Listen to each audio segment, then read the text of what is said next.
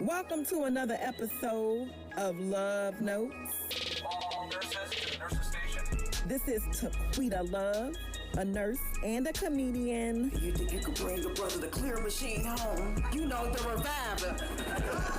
And I'm talking to my funny friends about medical mishaps. Clear!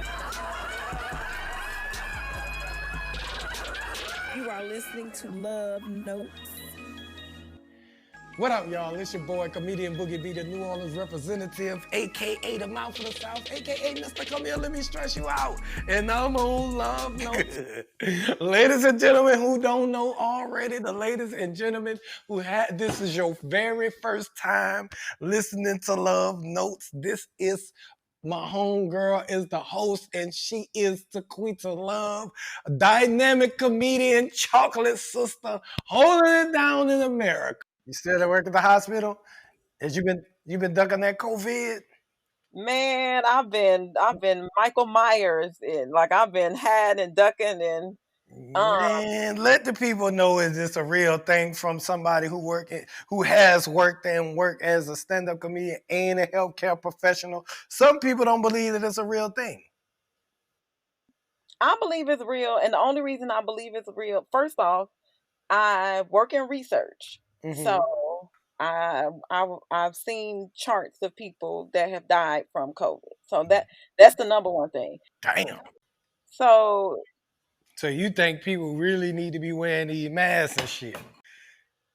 look, people dying. When people start dying, I was like, if it ain't real, then something real, and we need to protect ourselves from whatever it is. Stayed inside like the whole quarantine. I just started going back outside, literally. I'm still inside. Okay. I ain't went nowhere still. I mean, I went on a hike, and it was too many people without masks. I ain't going back until we know more.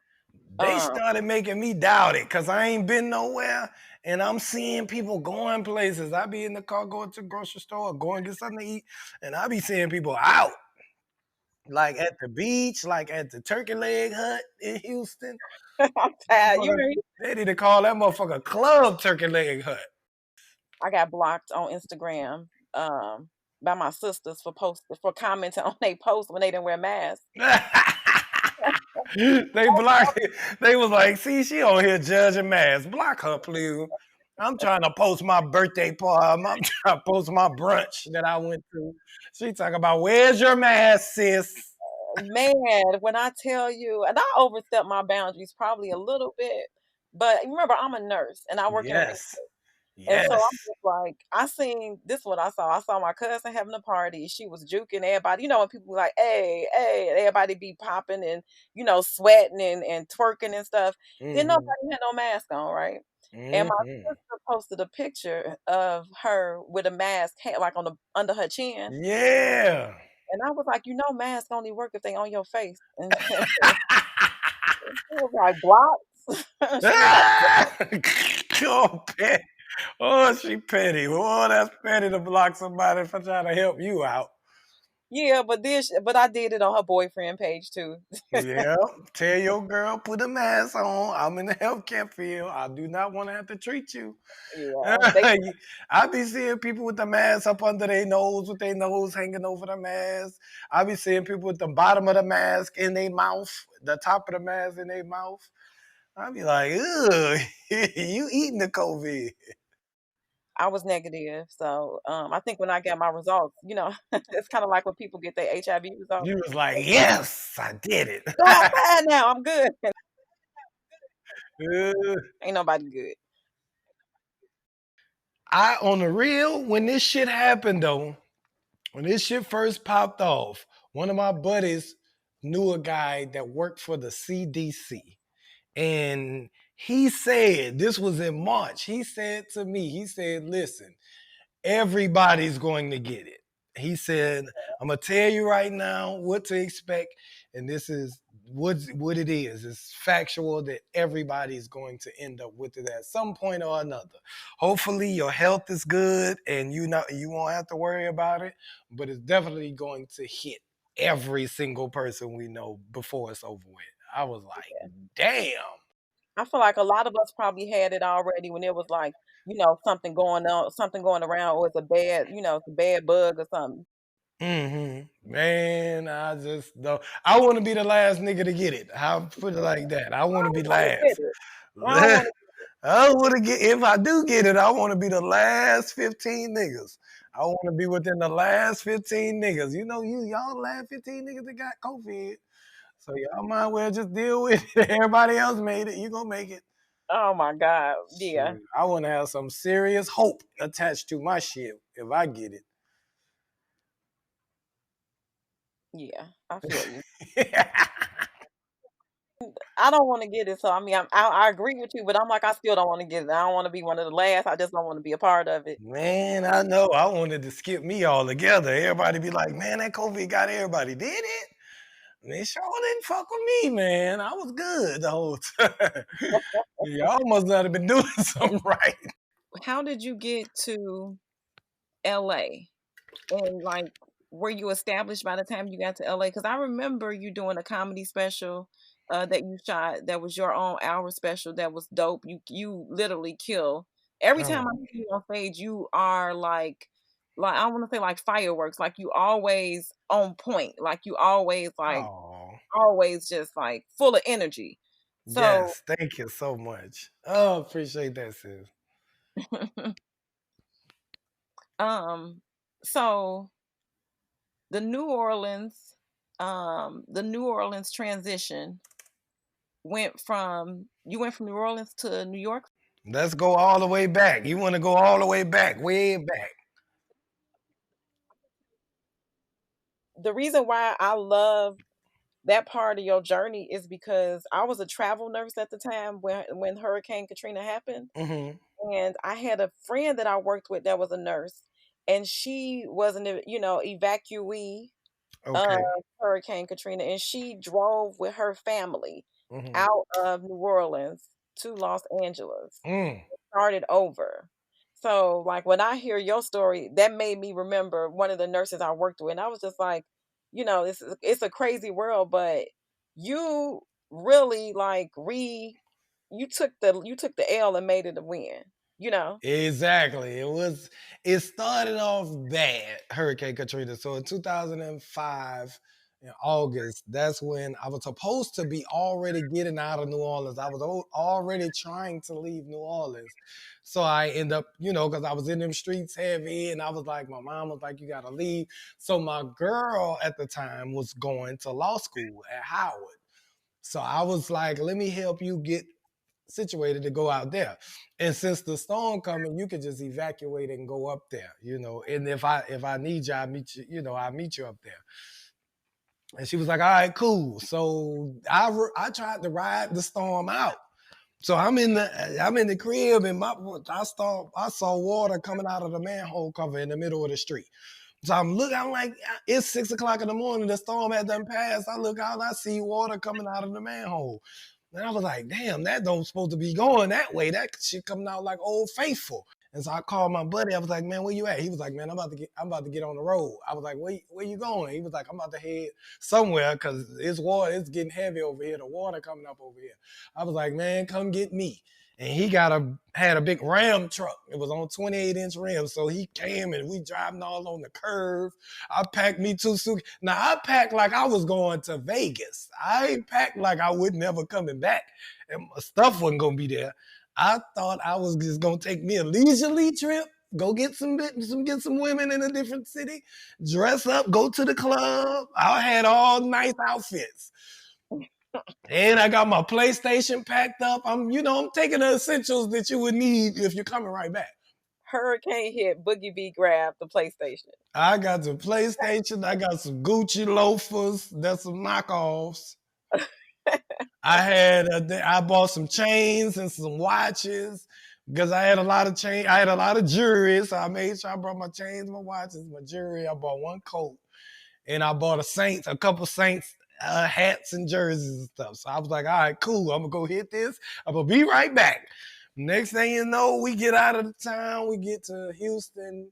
I went to Houston first, and I stayed in Houston for 6 months. I started working because when Katrina hit, I was working for the passport office in New Orleans. And so they was gonna transfer me to Houston, but they did. I got to Houston, they ain't had nothing. So I started working for a collection agency. 6 months there, and then I moved up to Dallas because my daughter was in Dallas. And then I went up to stay with one of my partners, tried to be near my daughter, stayed there for 6 months. And then I got a job at Chase. Okay. And I was about to What? work at Chase in the I was about to work at Chase in the customer service department. So just on the phone, Chase. Cause I had a good white voice. I had a good white voice. You I used to still be able got to it. bill collect very well back then. So anyway, I was kind of doing collections and bill collecting and shit. So anyways, I was trying to transfer to Houston. I worked for a collection agency. Then I transferred. Then I moved up to Dallas and worked for Chase. And then I got a call from Master Damn P. So I worked in Houston for 6 months. I worked in Dallas for 6 months after we finally made it out of the city because it was like Armageddon. It was like where you see cars broken down all on the side of the highway, all the gas stations saying no gas, keep going, and all that. So luckily we made it through because my man truck, we made it through a good ways before we had to get some gas, and then we just realized was we ain't watched the news, we didn't know really what was going on. So we just Uh-huh. got out and we was like, and then we got to Houston, we realized that there was nobody coming back, and it was like FEMA. People was like, hey, call FEMA, call FEMA. Everybody started calling FEMA. And everybody started trying to get money for whatever they could get money for because we was just out there. And we Yeah. was just like, well, we got to do something. So people were selling drugs with the FEMA money. They were trying to flip the FEMA money. They was doing everything because, New Orleans was a poor city. Yeah. New It's Orleans prior to bad. Hurricane Katrina was 65% below the poverty line. So Okay. this means that almost everybody didn't really have nothing. And so they trying to find an excuse to get something now. And so everybody got in their respective cities and started getting a Red Cross. I went and got FEMA money. I got Red Cross card, and I think I got 2 Red Cross cards. And then they Okay. had 1,500 apiece on each one of them. And then after that, then FEMA sent me 10,000. They sent me the SBA loan for 10,000. Man. And they ain't never asked for the money back too. It was so totally forgivable. So I was out Yeah. there living good. But you reset, right? You restarted over? Hell yeah. I went and goddamn bought me a truck, and I said, man, I'm about to go over to DC and do some comedy. Cause I got a call from Master P while I was working for Chase. In my first 1 month of working for Chase, Master P called and said, hey, somebody said you do comedy now. You still doing comedy? I said, hell yeah, I'm still doing comedy. Now I had only been on stage maybe 4 times. It don't matter. But I had been telling everybody that I was a comedian now, and so everybody, the word had then got around. So a dude, my cousin knew a guy who knew Master P. So I had to brag to my cousin that I did the comedy show in New York, and I bragged to my cousin about all the little shows I had did in DC, and then I moved to back to Dallas. Okay. And so everybody thinking I'm a certified comedian. So my cousin partner called me and was like, hey, I work for Master P. I heard that, that you do comedy from New Orleans. We shooting something called Master P's Hood Stars of Comedy. I was like, okay. He was like, all you gotta do is come. It's gonna be in Walmart. It's gonna be in Target. It's gonna be on Amazon. It's gonna be on DVD because back then it was DVDs back. So it was gonna be on DVD everywhere and all that. I was like, okay, cool. He was like, just come to Fayetteville on such and such day, Fayetteville, North Carolina. I, I went down there and I brought 4 comedians with me that I just met. I ain't even really know none of them real well. But I had to, them was all the comedians I knew. So my partner was like, hey, if you know any other young comedians, you could bring them too. I was like, all right, cool. He said, just run it past me. I was like, all right, cool. So I got 2 other comedians. I got Trey Elliott, Maureen Kendrick, and they brought a dude that I had met before too. His name was Greg Stevens. And all of us, they've been doing comedy now. They know I only been doing comedy 4 months. And I have maybe only been on 4 stages, probably total. And they knew I wasn't ready for it, but I, I didn't know how comedy worked. So I said, I'm ready for it. I'm about to do this. Master P called me, nigga. He called me. You turned it to Martin real quick. Hell yeah, I turned into Martin. I was like, they was like, Boog, you sure you ready to do this? I was like, man, he called me. And so I flew to Baltimore and I got fired from Chase too for going because I was in my probationary period. And you can't take no days off no matter what. And I sure took them days off and went to did that shit and I caught the flight to Baltimore and then drove from Baltimore to Fayetteville with the 4 other comics. And we went down there and got on a DVD with Michael Blackston, Cat Williams, they was AJ Johnson. It was all type of little comedians that was already in the game on the DVD with us. Boy, but I was so embarrassed. You just went straight to the big league. Got thrust straight into. I thought that's how comedy go. I thought every year you gonna get on something. As long as you tell somebody you do comedy, you gonna get on something. They gonna put you on TV. I thought that's how I go after that. I had no clue. How was the taping? It was exciting, and we got to Fayetteville. They took us to the radio station. Now we ain't seen P yet. We with P, a partner who's like his comedy business manager or whatever. His name was Terry Miles. Shout out to Head. So Head took us to the radio station. We got the Hood Stars of Comedy, the Master P. It's going down tonight at the such and such at the Gotham Blues in Fayetteville, North Carolina. So we like, woo, we hyped up. We done did an interview with the radio. We about to tear it up. Yeah, everybody nervous in the little room together. We on the radio. Then he took us straight to the hotel. We had a nice room. It was a nice little Holiday Inn. They had everybody took care of. Tucked in. I was like, yeah, this is about to be good. And I didn't know what I was going to wear. I just wore my regular clothes, what I normally wear. I wore some big old jeans that was oversized. I wore a knockoff Lacoste long sleeve shirt that I But got you ain't gotta tell everybody. I mean, $5. I'm just letting you know how hood I was back then. So y'all did Master P. So yeah, we did Master P's Hood Stars of Comedy DVD in Fayetteville. I got fired from the Chase in Dallas that I was working at. And my baby mama was staying in Dallas and she wanted me to stay and keep that good job and be with her. But we wasn't even together before the damn storm. So I was like, nah, I just was trying to come to Dallas to look out for her, but I really want to do comedy full time. Yeah. And so I just said, forget it. I ain't coming back then. She was like, what you mean you ain't coming back? I was like, tell Chase, well, I forget it. She was arguing at, your dumb ass done got fired from this good ass job at Chase customer service. I done got you this. I put my neck on the line for you to get this damn job and you gonna get fired in your probationary period. I was like, I'm sorry, but I'm not coming back. Yeah, if Master P call you, then that's what you want to do. It just is what it is, right? Even if it didn't come out that good, it came out good, but I wasn't good. I was still too very new. I was up on that stage doing nothing but a bunch of cussing.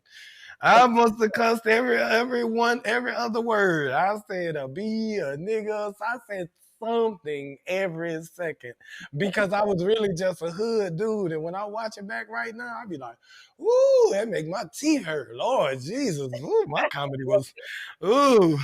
But I knew it wasn't going to be good. Did they air it? It came on DVD. Me and Trey Elliott, after it came on DVD, we started buying the DVDs wholesale from Master P. So we could sell the DVDs at our show. And the DVD was a double disc. It had a DVD with us in the comedy, all the comedians. And then it had a CD in there with a bunch of unknown rappers that Master P was producing. Boogie B. Mm-hmm. That's why you a hustler. That's why you. That's why my mama got your merch. Look, it don't matter how much cursing you did. I bet you sold them DVDs. I sure did. I was selling them things for $25 to Quita Love. So we were selling them 20 at a time. We were selling $20, $25 DVDs at a time off Master P. It feel like you learned how to be a businessman from the one of the best businessmen in the world, which is Master P when it comes to entertainment. So I mean, Absolutely. so that you lost that chase job, but you learned. I mean, that's the future though. That You're pretty much sets right. you up for life. Hell yeah. It was nothing that I created. That was just God putting the steps in order for me to just do something that I never thought I'd be doing. Because I ain't Right. grow up thinking I was gonna be no comedian now. I was always too talkative in class, but I wasn't never being no funny and all that. I might have just ran my mouth a lot. But I wasn't about to be no class clown for my mama come in there and beat on me. Because my mama would come to the school and beat on me. And I was like, nope, nope, nope. Yeah. I was a nerd. My mama came to the school. She came to the school maybe once for me when I was slipping when I first got a boyfriend and started, you know. But my mama came up, she'll peek up in that window, up in the little door, the glass, and you know, I was but no, Yeah, that's when all our problems started, when we discovered the opposite sex. uh-huh. Yeah, but then started having sex. When I started having sex, I got cursed out a lot. Ooh, I started talking back. I think that's when women started talking back when they my to their yeah. mama. My grades dropped tremendously when I started getting some coochie. I went from A's and B's to C's and D's. I was barely getting by. I was like, dang, this coochie. That's how Master P gave you the game. That set you up. You made your Basically, and he had the only time we saw Master P is before the show. He gathered us all up in the room and said, "Hey man, I want y'all to know that I'm not paying y'all, but I want this to be a springboard to you, because them white folks wasn't trying to let me do my comedy show on the network and all of that. So I said I'm gonna go in the hood and I'm gonna find me the hood funny dudes who everybody who think funny around the way, and I'm gonna make my own TV show, and I'm gonna put it on Amazon, I'm gonna put it on Walmart. Everybody gonna be able to buy y'all DVDs, and that's what I want y'all to do. Y'all, I want y'all to hustle and make y'all name for yourself off this. Don't be coming to look back at me. Now I'm gonna try to do something with y'all afterwards, but I don't want y'all, like, I want to try to do a Hood Stars of Comedy tour. So I Mhm. wanted y'all to just be a part and just get on y'all grind and try to make y'all money and make y'all way until the tour start. And then I'm gonna bring y'all on. I'm gonna call all y'all back. I'm gonna bring y'all in, and we're gonna go on the road and take this state to state and city to city. I was like, woo! I was hyped up. Master But P had us hyped up. Hey, we forgot about the fact that he said he wasn't paying us nothing to be on the DVD. when I hear that and to see Yes. how you are now, you LLC'd up, Hey. you branded, you got merch, you are a business. Yeah.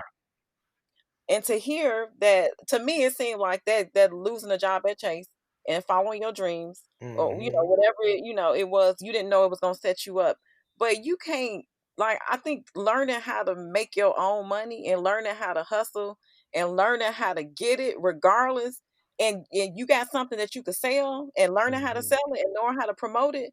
I remember I got a t-shirt from you, the Let Me Stress You Out t-shirt. And Yeah. in it, you had a flyer with, like, your picture, and then it had all your marketing promoted. Man, that's like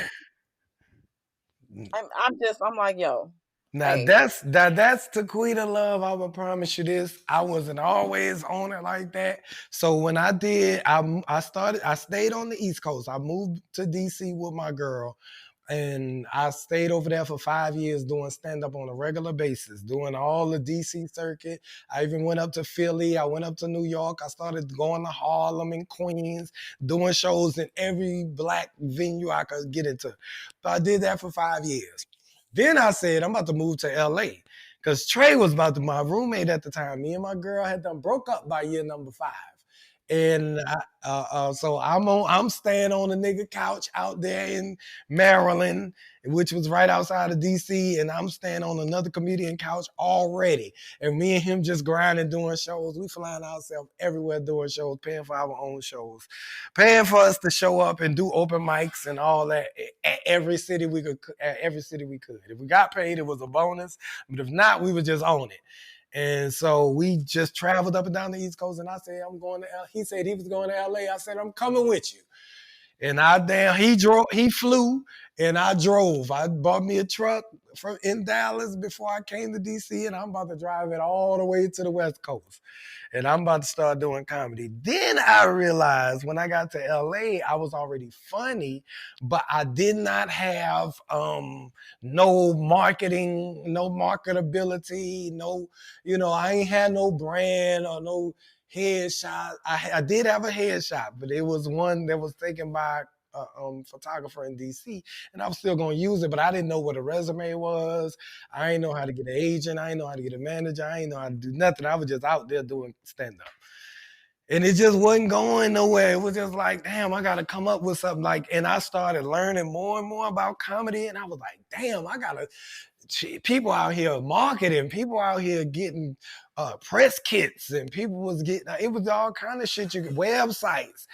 And so I damn paid to get a website. I paid a public relation person, took my money on both times. They told me they was gonna do everything for me, and then they didn't do it. And then I ain't have none of the passwords to nothing, so I couldn't even. Yeah, so I took a risk and loss on the public relations person, and so I said, you know what, I gotta learn this by myself. So I did my own website. I Googled how to do a website, and I YouTubed it, and I watched it, and then I went and did it, made a website, bet. Got online, created a phrase, and just tried to do something online with it. So it was just a process of going through all this, just going through Hollywood and watching everybody do what they doing. And it's just like, the more you in it, the more you got to learn like the business side of it. Because at first as comedians, we focus on trying to get funny.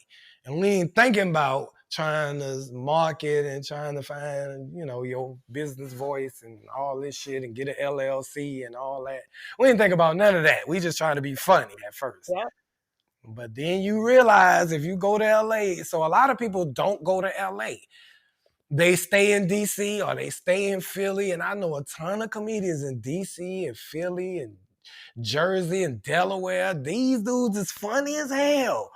And ain't nobody never heard of them. They ain't been on nothing on TV. They ain't did nothing with no celebrities. Yeah. They just doing comedy over there, and they getting paid maybe like $1,500 a show. And they getting paid $1,500, $2,000 a show, but don't nobody know them. They don't have no heavy social media following. Some of them, they don't have no IMDb page. It's just like they don't know nothing about the industry. The shit that I jumped into LA and learned what was the purpose of LA was to learn your business side.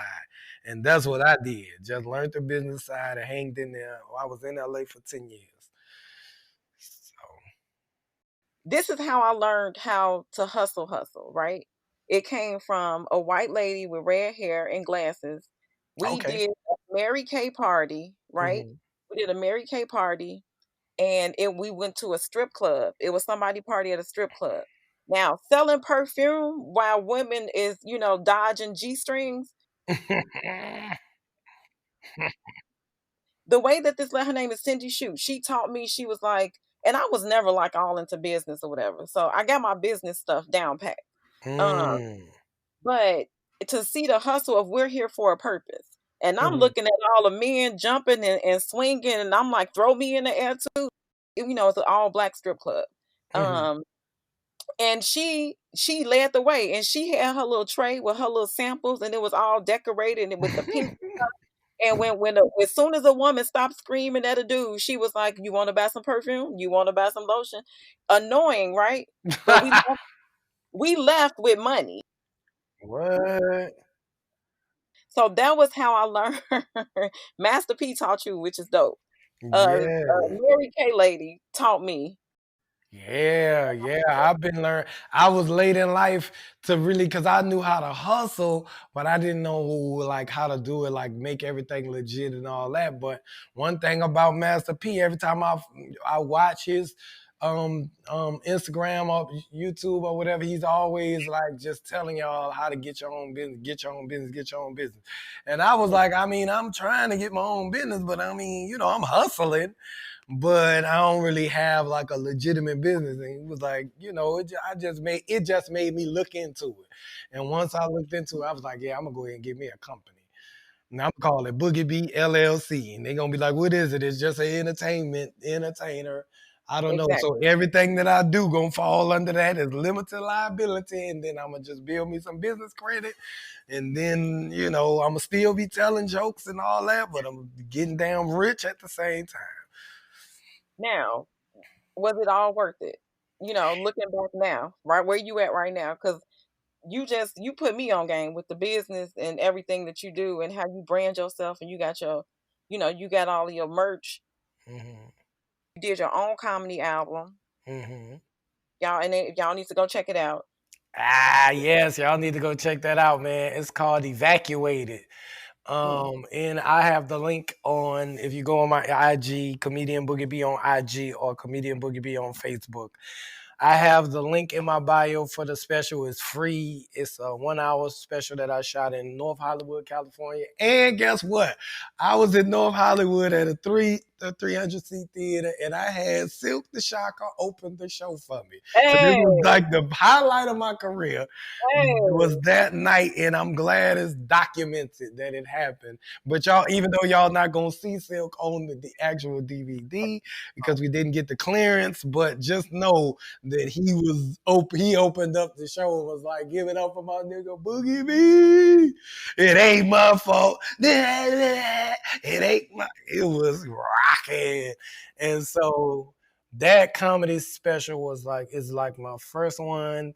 First time I ever did an hour on stage, I think, in an organized fashion. So that was the first time I ever did comedy for an hour at that time. And it was just a compilation of every set that I had, from moving from New Orleans to Katrina to DC to LA. So it was all the experiences that I had in joke form and all the way through, and it was like a story, and so people really felt it. The people who see it, they be like, yo, it's crazy, because Yeah. like I really feel like I know you, because I talked about my family, I had jokes about my father, I had jokes about all the serious shit, Katrina.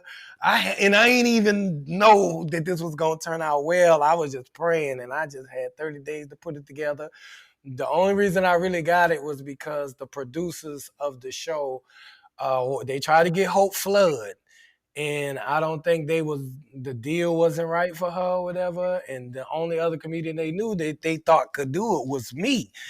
Even though, and I told them, hell yeah, I could do it. Like I do it all, like I do 1 hour specials all the time. And they was like, all right, well, you got 30 days because we got the venue booked for 30 days from today if you could put it together. I was like, hell yeah, I'm gonna put it together. And that's what I did, and that's my piece of work that is out. It's on something called Vire TV. It's VYRE.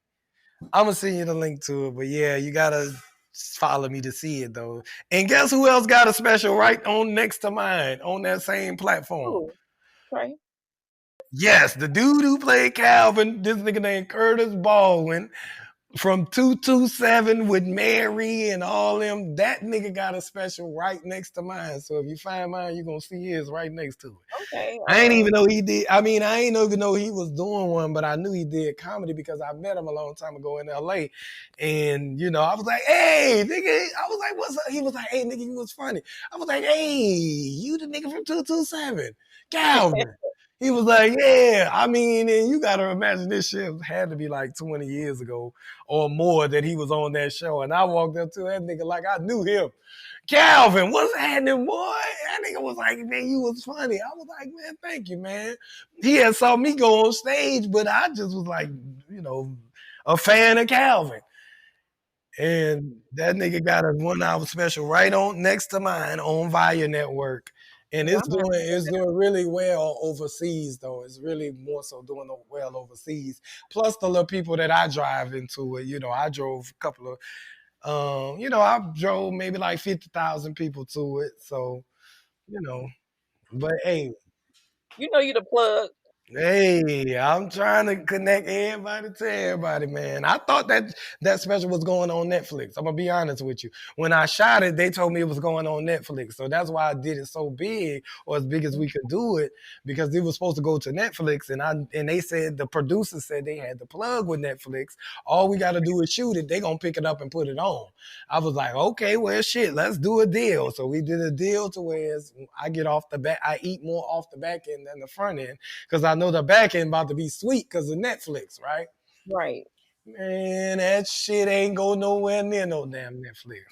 Well, I mean, you in the place where I know you got more material, and I know you plugged enough where you could pump out your own and get your own. You know. Yeah, but that's really what it was all about. It was a great experience, even though it didn't turn out as big as I would like it to have came out. But it was still like one of the best nights of my comedy life, period, thus far. And this year makes 15 years. I'm coming up on 15 years of stand up. Oh wow! Congratulations. Thank you, Congratulations. sweetie. You know that I'm a nurse, and my background is definitely in the medical field. Is there any like unexpected trips to the emergency room that you've experienced? I only ever had one thing happen to me. I only went to the emergency room one time, and that's when I was playing basketball in college. I went to a community college, and I was playing basketball. I was on the court, and somebody elbowed me in the mouth, and that blood started coming all over the basketball court, and they ain't even called no foul. I was like, "Ooh, you dirty! Ooh, you don't see this blood? How you think my face just started? But you ain't gonna call a foul." I'm cuffing my mouth and cussing the ref out at the same time. Blood just dripping all on the damn basketball court. I act like I ain't feel it. I was so mad they ain't call that foul. Let the dude get the steal off me and go down there and dunk it. So the whole damn gym going wild, and he ain't called no foul. I'm like, he clearly elbowed me in the mouth. And we both was going for the ball. You know, we both was going at the ball. And he caught me with that elbow, and I went to the emergency room. They put like about 6 invisible stitches in my lip. And wasn't even that bad. It wasn't even bad as it sounded. I ain't feel nothing. I went in there. I wasn't even tripping. I had the whole ice on there. And I just went up in there and sat with my mama in there, and they asked my mama about some insurance, I believe, because I had done took some bunch of damn Tylenol though. By the time I got there, I had done popped like 2 extra strength Tylenols. I was kind of not feeling it as much. And shit, the ER went cool with me. They stitched that lip up, and the stitches dissolved in my lip. And that's the last time I ever been in the emergency room. Man, that's crazy. I mean, that's good that you had like a decent experience, but the fact that you was only really concerned about getting a foul. Right. I wasn't worried about nothing about no lip, no injury, because by that time I was rough and tough. I was never, I was, man, come on. I had done played football, basketball, track, baseball at one time. I done played it all. So I was rough and tough. I wasn't tripping off the elbow because it didn't even really feel like nothing. And Oh man, so, hey, but that nigga went and dunked on me and the gym gonna go wow. I'm like, man, that nigga fouled me. thinking about the last time I actually was in the emergency room. I got stitches twice in my life. Ooh. Mm, I was dating this dude, and I was like, telling him like, you need to plan a date. You need to plan something for us to do, you mm, know. And we went. The thing that he planned was go-kart racing, right? mhm. But it was like, long story short, we was being cute and all in love and stuff, and we went to get in the go-kart, and it was the ceiling was low, and I stood up and I banged my head. Oh no. The iron pole busted my eye. He took me to the emergency room. And the crazy part about it was they didn't let him in with me. He was concerned that they would think that he act like he did like domestic violence towards me. So the whole Ooh. but the fact that that was his concern made me concerned. It was But like, yeah, yo, this gonna look bad on him if he go in there with somebody head bust open. That's his girl. this was not first date, but this is like, maybe a couple dates in where it was like we like each other and stuff. And it was like, he was real adamant, like, let me in there with them, with her. Right. I think they were just trying to rule out domestic violence. Yeah, they was like, nah, this nigga might come in here and kill her. You see this big knot he put on her head? There's no way she did this how she said. Because the story just, I mean, it happens, but I mean, it's a very odd story to have to tell. We was at the go-kart track and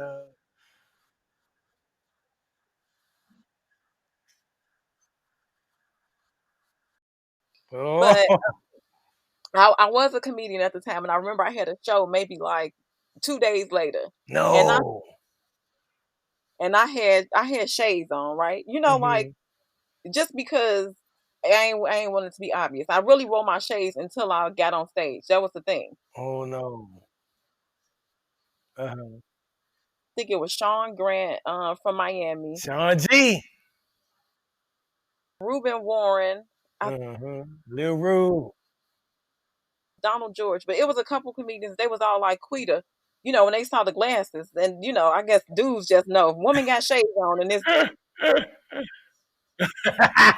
No.